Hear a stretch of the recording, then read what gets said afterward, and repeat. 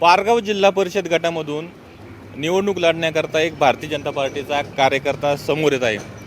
कार्यकर्ता मी असं याकरता म्हणलो की भारतीय जनता पार्टीमध्ये नेते कमी आहेत, मात्र कार्यकर्ते जरा जास्तच आहेत. कारण सर्वसामान्यामध्ये जाऊन मिसळणं, सर्वसामान्य लोकांना विविध योजनेचा लाभ मिळवून देणं, या सर्व कामं हे भारतीय जनता पार्टीच्या आंबेगाव तालुक्यामध्ये कार्यकर्ते करत आहेत.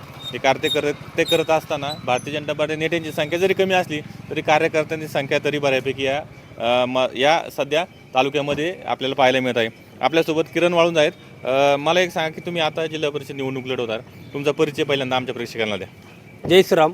माझं नाव किरण बाबाजी वाळुंज. मी आंबेगाव तालुका भारतीय जनता पार्टीचा पूर्व मंडलचा अध्यक्ष म्हणून माझ्याकडे जबाबदारी आहे. आणि आता येणाऱ्या पारगावतर्फे अवसरी बुद्रुक जिल्हा परिषद गटाचा भारतीय जनता पार्टीचा उमेदवार म्हणून मी या ठिकाणी आपल्यासमोर उभा आहे. आज या ठिकाणी खरं पाहिलं तर एक सामान्य परिवारातील माझी या ठिकाणी पार्श्वभूमी आहे. आज सांगायला आनंद होतो आहे की भारतीय जनता पार्टीच्या माध्यमातून मला उमेदवारी मिळाली, एक साध्या कार्यकर्त्याला उमेदवारी मिळाली, हा आमच्या परिसराला झालेला एक प्रकारचा आनंद आहे. कारण आपण गेले अनेक निवडणुका पाहिलेल्या आहेत की अनेक निवडणुकांमध्ये आत्तापर्यंतचे आपण उमेदवार जर पाहिले असतील तर सर्वसामान्य कुटुंबाला कधीच उमेदवारी त्या ठिकाणी कोणत्या पक्षाने दिलेली नाही.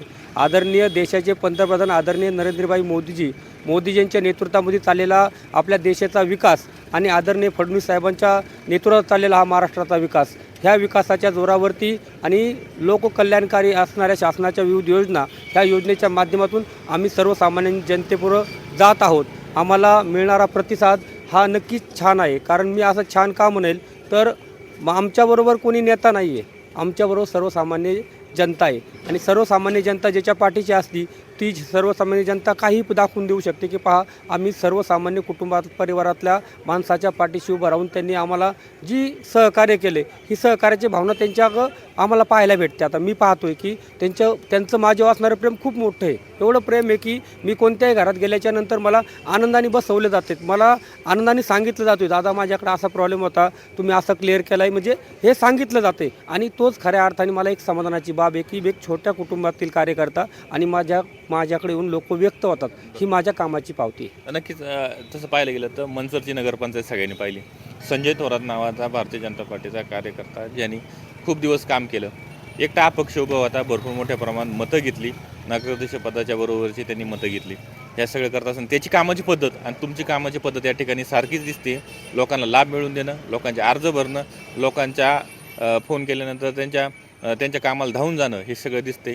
हा चमत्कार सध्या ह्या मतदारसंघात पाहायला मिळू शकतो का? तिथं थोडंसं मागं पडलं पण इथं यशस्वी व्हायला असं वाटतं का तुम्हाला? मला 100% खात्री आहे. मला खात्री तर ह्या बाबतीत मी खात्री कासाठी सांगतो की मी आज तयार झालो आहे किंवा निवडणूक आली म्हणून मी उभा राहिलो आहे अशी परिस्थिती नाही आहे. मी गेले हा प्रश्न विचारायचं कारण असतं की दोघांची कामाची पद्धत तर सारखी आहे म्हणून. हो बरोबर आहे. परंतु बघा, आपण पाहतोय अनेक निवडणुकांना आपल्या सामान्य जनतेने मतदान दिलेलं आहे. मतदान दिलं, आम्ही रस्ते केले, आम्ही मंदिर बांधले म्हणजे विकास झाला असं मला वाटत नाही.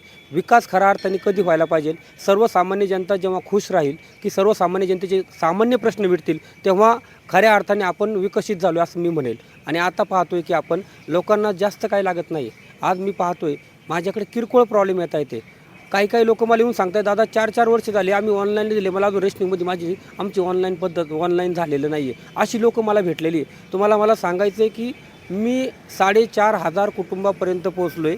कोणत्याही कुटुंबात जा तुम्ही, मी निवडणुकीला उभं राहताना मी त्यांना पहिलं सांगितलं आहे की कालपर्यंत लोक तुमच्याकडं आलेली आहेत, ती मतं मागायला आलेली आहेत. मी आधी तुमच्यासाठी काही ना काहीतरी केलं आहे आणि त्यानंतरच मी तुमच्याकडे मतं मागायला आलेलो आहे. आणि मतं मागत असताना तुम्ही मला निवडून द्या ही मला 100% खात्री आहे. कारण का तर तुम्ही माझं काम पाहिलेलं आहे. माझं काम असं आहे की मी घराघरात गेलेलो आहे. प्रत्येकाच्या तुम्हाला PM किसानचे पैसे येतात का, लाडक्या बहिणीचे पैसे येतात का, आयुष्यमान भारत कार्ड काढले का. मी तर इव्हन असं पण सांगितलं लोकांना, एखाद्या कुटुंबात एखादा अपघात झाला तर पहिला मला कॉल करा, कोणत्या हॉस्पिटलला ॲडमिट करायचं मी तुम्हाला सांगतो. ह्याचं कारण असं आहे, जर ॲडमिट करत असताना आपण पाहतो सामान्य जनतेमध्ये जनजागृती नाही आहे. जर समजा ॲडमिट करताना फ्रॅक्चर झाला तर माणूस दुसऱ्याच हॉस्पिटलला ॲडमिट होतो की तिथं आयुष्यमान भारत कार्ड चालत नाही. मग आम्ही सांगतो पहिलं आम्हाला सांगा, आम्ही तुम्हाला पैशाची मदत नाही करू शकत पण तुमचे पैसे वाचू शकतो. हे काम आम्ही ग्राउंड लेवलला या ठिकाणी करतो आहे. आणि आता तुम्ही पहा, तुम्ही परिसरात जर गेले ना तर मी ज्या शासनाच्या योजना या ठिकाणी राबवलेल्या आहेत, अनेक पद्धतीच्या योजना आहेत, ज्या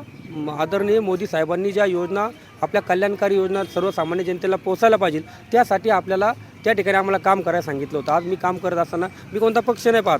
जेव्हा निवडणूक येईल तेव्हा माझं राजकारण चालू होतं. इतर वेळेस तुम्ही कोणत्या माणसाकडे गेलं ना तर सर्वजण तुम्हाला सांगतील की ह्या बाबांनी आमच्याकडे कधी कोणता पक्षच बघितला नाही, आम्हाला आमच्या अडचणी आल्या तर आम्हाला सांगितलं आहे. मी सेवेकरी नावाचा उपक्रम राबवला आणि त्या लोकांना सांगितलं घरातल्या 3 अडचणी त्याच्यामुळे टाका, त्याच्यावर मी काम चालू करतो. म्हणजे ग्राउंड लेवलचं काम लोकांना अभिप्रेत आहे आणि त्या कामाच्या जोरावरती खऱ्या अर्थाने मी या निवडणुकीला उभं राहिलो आहे. कारण मी जनतेला या ठिकाणी आव्हान केलं आहे की तुम्ही जर कंटिन्यू आत्तापर्यंत मतदान करत आलात ना तर मग तुमच्यामध्ये काय बदल झाला आहे एकदा मला मतदान करून बघा आणि मग काय बदल होतोय मग मी तुम्हाला सांगतो.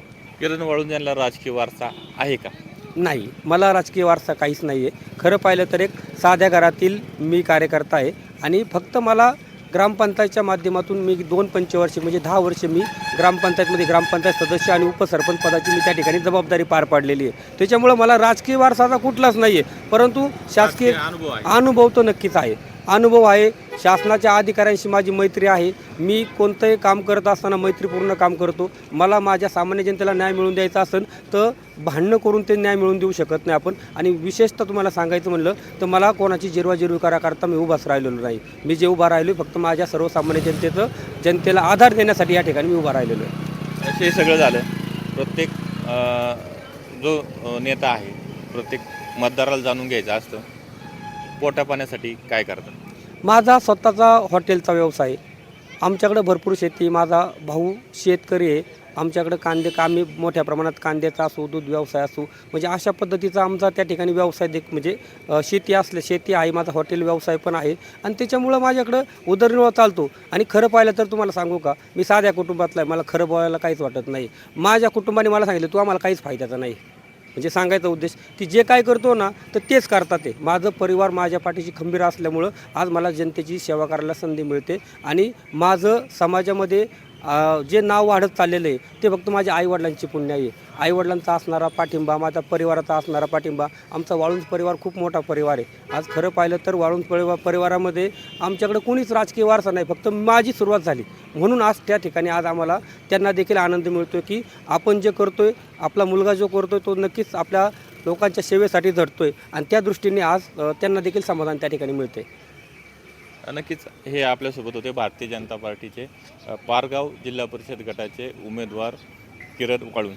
तसं पाहायला गेलं तर मंचर नगरपंचायतमध्ये नगराध्यक्षपदासाठी जी काही रस्सीखेच चालू होती, जी काही परिस्थिती होती ती येणाऱ्या काळामध्ये ह्या पारगाव गटामध्ये कदाचित शक्यतो आपल्याला पाहायला मिळू शकते. पाहायला गेलं तर किरण वाळुंज यांचं सध्या तरी काम बोलतंय असं म्हणावं लागेल. अमोल जाधव, पुणे सुपरफास्ट, लोणी.